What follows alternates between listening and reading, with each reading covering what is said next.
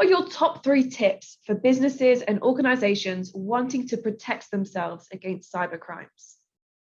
So my first lesson for organizations that want to protect themselves from cyber threats, from different attacks and hacking, my first lesson: know yourself first. Understand where are all of your digital assets. In so many cases, I see security incidents that happen because the criminals know the network more intimately than the organization. They understand where all the open holes and vulnerabilities are. They know how to trick your employees into clicking on a link or installing an application. So understand, how does your network look? What's your digital footprint? It starts with knowledge. It starts with really being insightful and knowledgeable about your environment, because you don't want the criminals to know more about your environment than you do. So that's my first lesson.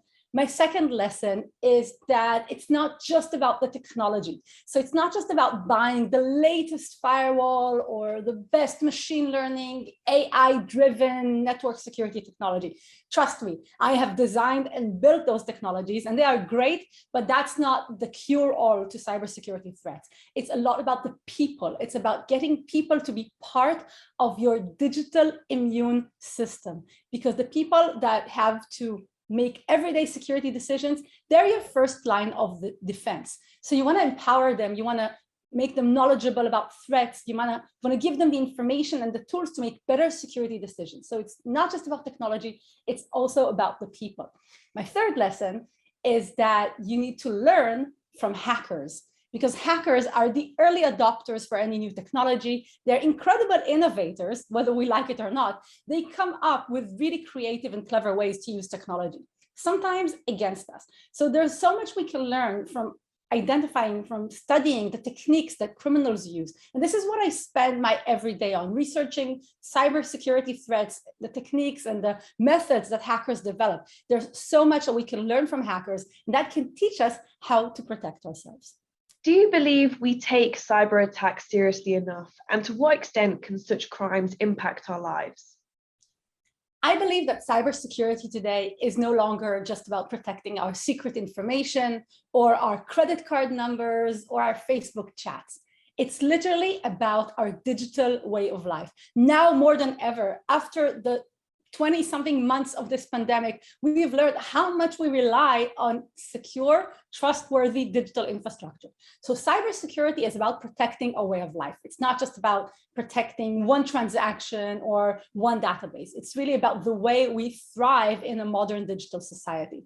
Now, the threat of cyber attacks is sometimes perceived to be just out there. It's too big of a deal. It's too scary of a deal. So we leave it as the realm of government ministers and military generals and clandestine agencies, where the effect of cyber threats is actually in our everyday lives, in the transactions, in our work, in our digital devices. So we really can't afford to allow the topic of cybersecurity to remain in the domain of the MI5s and MI6 and the GCHQs. It has to be something that we all know about, care about, and are passionate about. And I think businesses and organizations can stand to learn a little bit more about cyber threats and what they can do about it.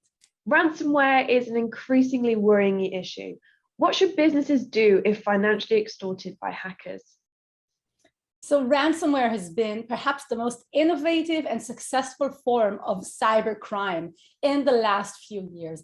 And I forecast that it's only going to grow. It's here to stay. Ransomware operators have innovated in the last 20 months. They've created ransomware as a service. They've created new business lines, new distribution models, new attack techniques. So if you're faced with a ransomware incident and you need to decide what to do, I'm not going to say pay or don't pay.